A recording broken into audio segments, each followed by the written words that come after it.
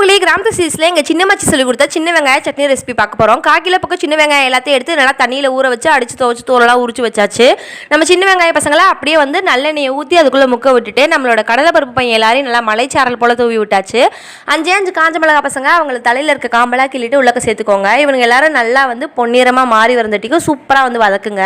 இந்த சின்ன வெங்காயம் நம்மளோட உடலுக்கும் நல்லது, நம்ம இதயத்துக்கும் நல்லது. அது மட்டும் இல்லாமல் உங்களோட கொலஸ்ட்ரால் எல்லாத்தையுமே சூப்பராக வந்து கண்ட்ரோல் பண்ணும். இவங்க எல்லாரும் நல்லா பொன்னிறமாக மாறினோடனே நம்ம அக்கா தங்கச்சி தான் சேர்க்க போகிறோம். சகோதரிகளை நம்ம அக்கா கொத்தமல்லியையும் தங்கச்சி புதினாவையும் சேர்க்க போகிறோம். 2 பேரும் பச்சை பசேல்னு சூப்பராக பசுமையாக இந்த வெயிலில் மின்னிட்டு இருந்தாங்க. அவங்க 2 பேரும் அப்படியே உள்ளக சேர்த்துட்டு நல்லா வந்து கிளறி விடுங்க. ஒரு 5 நிமிஷத்தில் சூப்பராக சுருண்டு வதங்கிடுவாங்க. நம்மளோட சேனலில் ஏற்கனவே சகோதரி துவையல் ரெசிபி நான் ஷேர் பண்ணியிருக்கேன். பார்க்காதவங்க காத்து ட்ரை பண்ணுங்கள், வேறு லெவலாக இருக்கும். இவனுங்க 2 பேரும் நல்லா சூப்பராக வதங்கினோடனே ஒரு நெல்லிக்காய் சைஸில் புளி அவளையுமே வந்து உருட்டி உள்ளக சேர்த்துக்கலாம்.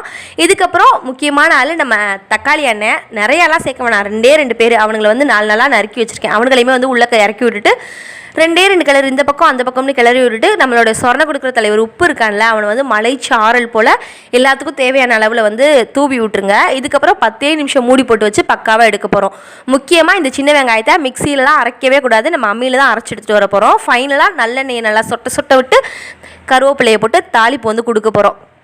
நீங்களும் உங்கள் வீட்டில் ட்ரை பண்ணி பார்த்துட்டு எப்படி இருக்குன்றதை மறக்காமல் கமெண்ட்டில் சொல்லுங்கள். சேனல் பிடிச்சிச்சுன்னா சப்ஸ்கிரைப் பண்ணிக்கோங்க. நெக்ஸ்ட் வீடியோவில் பார்க்குறேன். பாய்.